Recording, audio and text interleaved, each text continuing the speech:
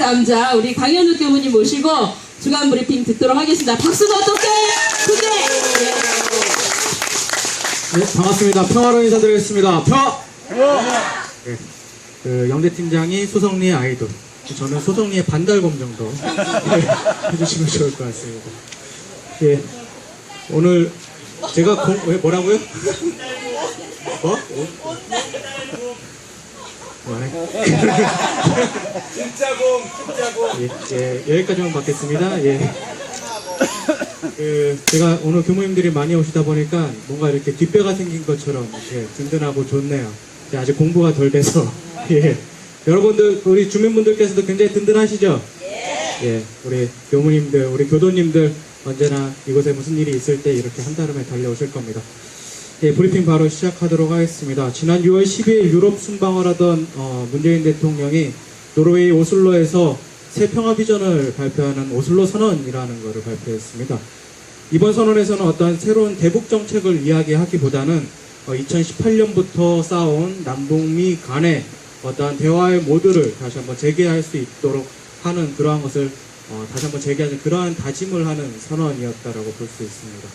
이렇게 대화 의지를 높이는 것을 강조하면서 두 가지를 이야기했습니다. 첫 번째는 평화학자인 요한 갈퉁의 평화론을 이제 제기를 하면서 적극적 평화, 구조적인 폭력, 어떠한 전쟁을 일으키는 것, 직접적인 폭력이 일어나는 것을 폭력을 막는 것을 소극적 평화라고 한다면 그 전쟁의 폭력이 일어나는 구조적 폭력을, 구조적인 갈등을 없애는 것을 적극적 평화라고 합니다.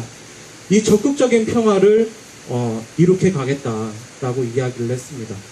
그리고 그 사례로 적극적 평화를 이룩하기 위해서 직접적인 폭력을 발생시키는 구조적 폭력을 해결함으로써 국민의 삶에 실질적인 도움을 주는 국민을 위한 평화, 이것을 첫 번째로 이야기했습니다. 두 번째는 이웃과의 분쟁과 갈등을 해결하는 데 기여하는 평화입니다. 노르웨이가 이스라엘과 팔레스타인 갈등을 중재했던 경험이 있다고 합니다. 그래서 이 한반도 평화 정책이 이 동아시아의 평화까지 이루어질 수 있다라는 것을 제시를 하면서 본인이 제기했던 동아시아 평화 철도 공동체, 동아시아 철도 공동체를 제안했던 것을 예로 들었습니다. 그리고 이 평화 철도 공동체가 나아가서 에너지 공동체, 그리고 경제 공동체, 나아가서 다자간 안보 공동체까지 이어질 수 있다라는 점을 강조를 했습니다. 이 두 가지, 적극적 평화와 이웃 간의 분쟁 갈등에 기여하는 평화, 이 두 가지를 얘기했습니다. 근데 문제는 뭐냐? 전염병 병충해, 이러한 접경 지역에서 일어나는 어떠한 분쟁을, 구조적 폭력을 종식시키는 것, 그리고 어떠한 철도 공동체를 통해서 어떤 동아시아의 공동체를 이어나가는 것도 중요하지만은 더욱 중요한 것은 정말로 그 구조적인 폭력의 근본에는 무엇이 있겠습니까? 무기가 있는 겁니다. 정말로 폭력을 일으키지 않는 구조적인 폭력을 없애기 위해서는 더 이상 무기를 들지 않는 것이 진짜로 구조적인 폭력을 없애는 길이겠죠. 또한 정말로 이웃 간의 갈등을 해결하는 동아시아의 평화에 기여하기 위해서는 어느 한쪽 편만 들어서 미국이, 그냥 미국이라고 얘기하죠. 미국이 현재 동아시아 패권을 갈취하려고 하는 그 행위에 동조해서는 안 되는 것입니다. 그렇지 않겠습니까? 네.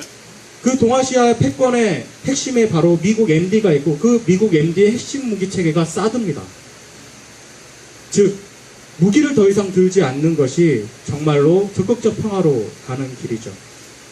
그래서 저는 문재인 대통령이 이번에 제기한 것은 적극적 평화로 가는 소극적 행동이다 라고 이야기하고 싶습니다. 정말로 적극적 평화로 가기 위해서는 더 이상 북한을 긴장시키는 한미연합훈련 그만하고, 그리고 미국 MD에 그만 들어가고, 현재 임시 배치 중인 사드 배치 중단하고, 이것이야말로 적극적 평화로 가는, 그리고 동아시아의 평화에 기여하는 진정한 적극적 행동이라고 할 수 있지 않겠습니까? 예, 우리는 바로 이 자리에서 그것을 끝까지 요구할 것입니다. 두 번째 소식은요, 지난 목요일날 밀양 청도 송전탑 건설 당시에 경찰이 일으켰던 인권 침해, 그 인권 침해를 경찰 자체 내에서 인권 침해 조사단을 만들었대요. 그 조사단의 결과가 지난 목요일 날 나왔습니다.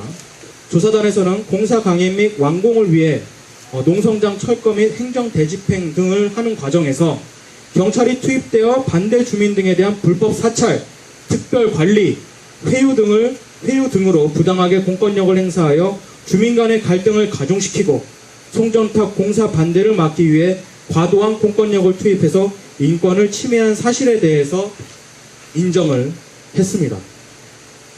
이에 대해서는 경찰청이 주민들에 대해서는 사과와 재발 방지 대책을 마련할 것을 경찰이 만든 조사단에서 경찰청에 직접 촉구를 했습니다. 조금 있다가 이 사안에 대해서는 이 삼평리 투쟁에 처음부터 끝까지 함께했던 우리 백창원 목사님께서 나오셔서 자세하게 말씀을 해주실 텐데요.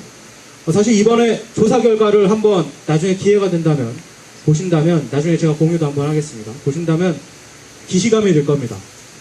삼평리에서 했던 것을 바로 이 소성리에서 그대로 했거든요. 완벽한 통제, 그리고 주민들 사찰. 우리 뭔 일 있을 때마다 경찰들이 마을들 배회하고, 이장님 집 감시하고, 분회장님 집 감시하고, 뭐 들어갈 때 도로를 완전히 감옥같이 막아놓고, 그대로 이런 것을 저렇게 한 겁니다. 삼평리에서 이전에 했던 거예요. 그리고 그 과정에서 주민들을 폭력적으로 끌어내고 짓밟았던 것들. 이것에 대해서 문제가 있다라고 삼평리에서 했던 그것을 문제가 있다라고 이제 제기를 한 것이고, 그래서 우리한테 앞으로 경찰이 또 공사가 진행된다고 하면은 또다시 경찰이 그렇게 할 것이지 않습니까? 그래서 우리한테 더욱더 의미 있는 결과라고 볼 수 있습니다. 그래서 앞으로 이것이 촉구하고 경찰이 실질적으로 행동할 수 있도록 행동해 나갈 텐데요. 이번에 6개 단체요. 용산, 삼평리, 강정, 밀양 2개 있는데 까먹었다. 어쨌든 이 6개 단체가 공동 대응을 할 거라고 하는데 저희도 이 대응에 함께 해야 될 것이라고 생각이 들어집니다. 트럼프가 오기 전에 공사를 시작한다던 국방부는 아직 말이 없습니다.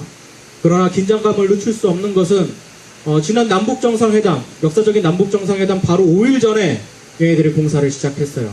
그렇기 때문에 우리는 아직 긴장감을 조금 늦출 때는 아닌 것 같습니다.